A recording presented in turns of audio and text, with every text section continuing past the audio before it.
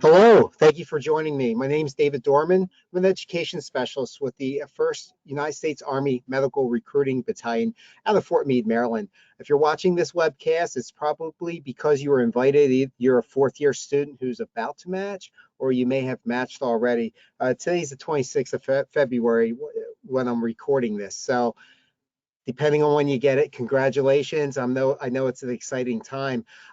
I just want to go over a couple things, something that the Army Reserve has to offer. You may be interested. I know the military is not for everybody, but you may be interested in this program that helps you out during your residency training. I know some of you have done your financial outbriefs already, or you're going to. You realize how much I owe in student loans when I go into residency training, or you may not have that many loans. All depends on what your situation is. This still may be a program that you're interested in. So I know when you did your financial aid outbriefs, or you will be coming up, you're given some options in how you can work out that student debt that you've accrued over the years to include your undergrad debt. And there's some tips that people put out. One of the main tips I put out, especially on this first one, is I wouldn't rely on a forbearance or a deferment of your student loans. And I'm sure they discussed that. That's kind of kicking the can down the road. You got that 6.5% interest, 6% interest on your graduate education. That can add up to a lot of money monthly on accrued interest monthly while you're in your residency training. I know it's appealing because if you have a lot of student debt, over $200,000 from your with your medical school, it's like a house mortgage. It's overwhelming, and it just seems like the easiest thing to do at the time is, hey, I'll put in forbearance, I'll go into deferment, I'll worry about the interest later. I know I'll make decent money once I complete my residency training. We can help you out with that with the Army Reserve program. Some I don't advise.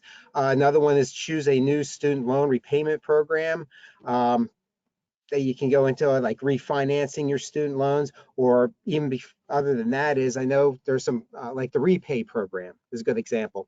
So depending on when you're doing your residency training, how much it pays, how much you owe, you can start paying back in small amounts, $250, $350 a month for your student loans.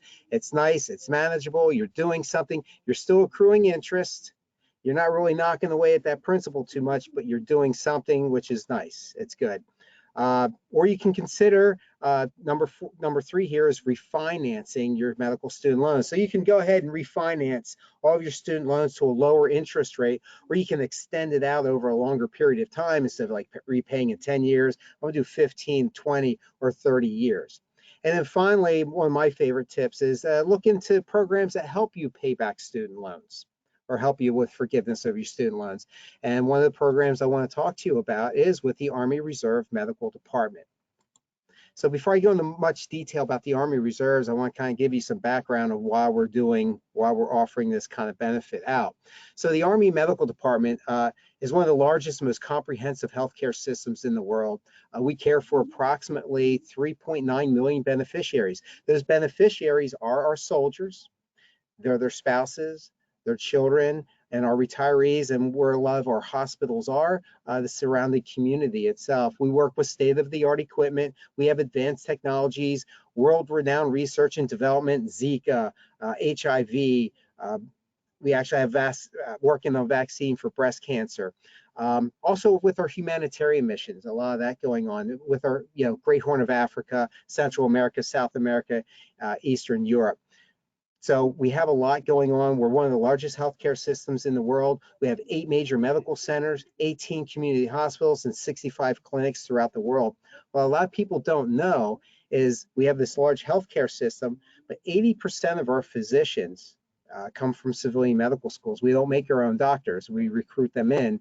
And 60%, about 63% of Army medicine is actually in the reserve component. So we talk about the Army Reserves. The Army Reserve supports this large healthcare system on a part-time basis. And you may have heard some of the old sayings, it's 1 week in a month, 2 weeks a year. That's exactly what it is.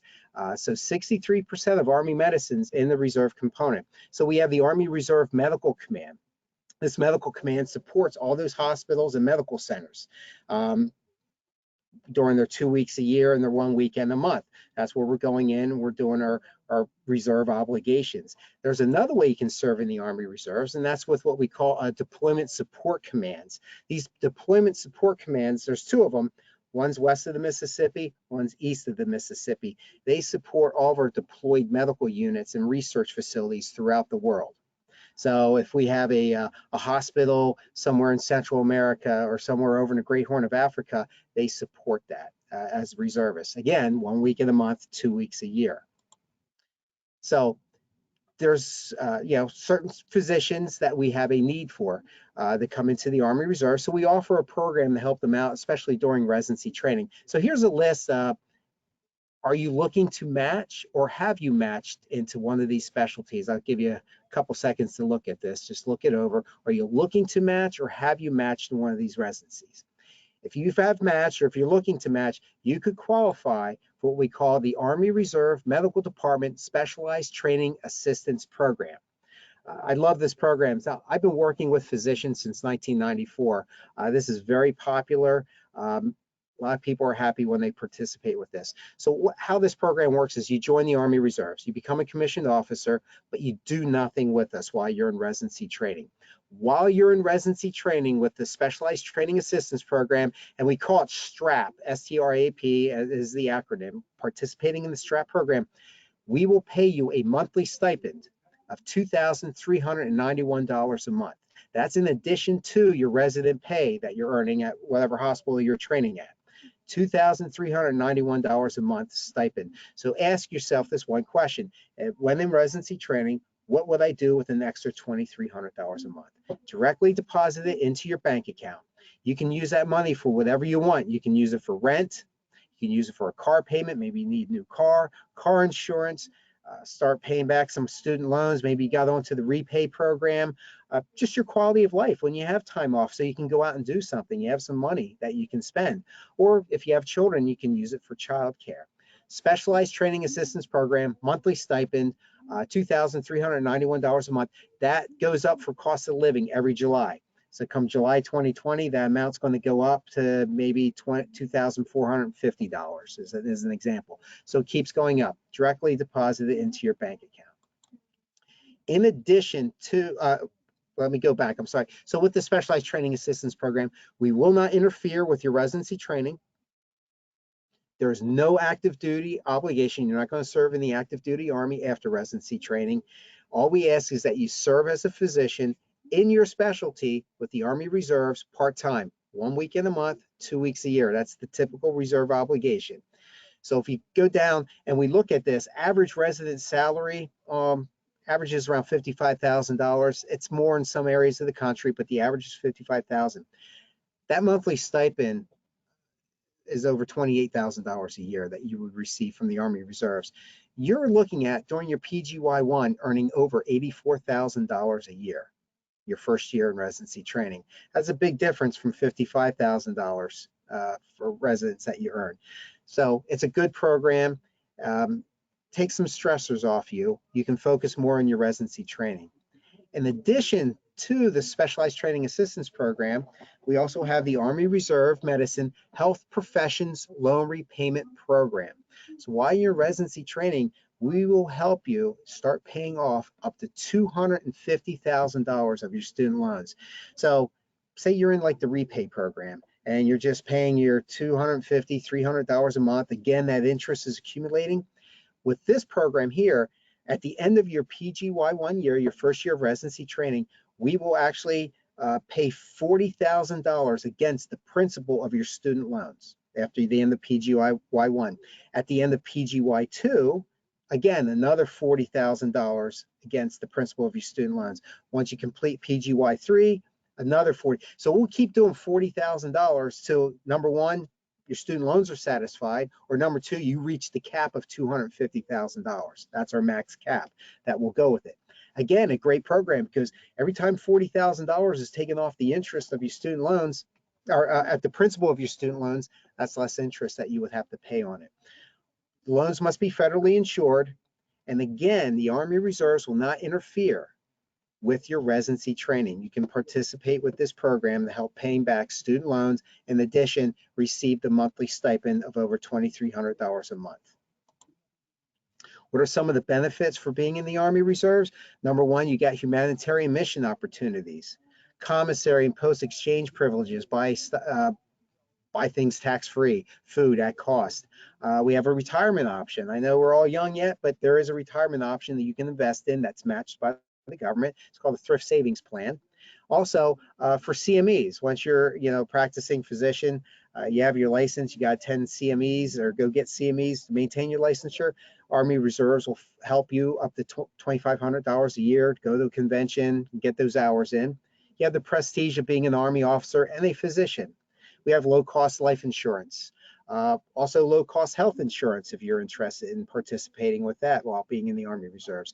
Discount travel opportunities, but most importantly, you get to proudly serve your community, your patients, patient base, and your country all at the same time by being in the Army Reserves.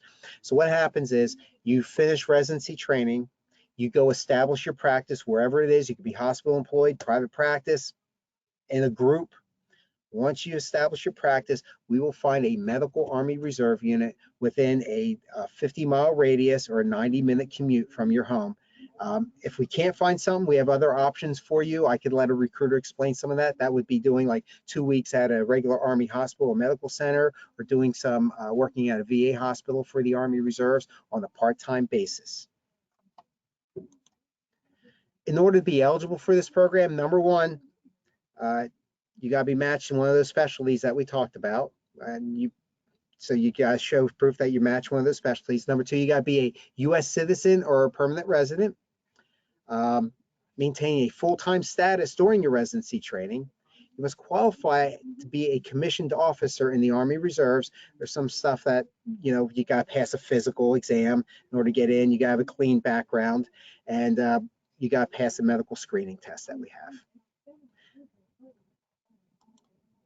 So if this is something you're interested in and you're looking for more information, I'm not a recruiter, I'm an education specialist, but I can answer your questions. So if I'm going to get my highlighter here. So right down here, I'm just highlighting this, you can text me or you can give me a call. I'm more than happy to answer any questions. If after we speak or we communicate on text, you say, I want to talk to a recruiter, I can refer you to the correct person. But my number is 410-507-3271. Additionally, if you want, you can reach out and contact Jamie Neer. He's actually Sergeant First Class Jamie Neer. He's with one of our virtual recruiters. He can reach out to you, talk to you by phone. His phone number is 315-405-6388, or you can shoot him an email. His email is jamie.f.neer, neher.mil@mail.mil.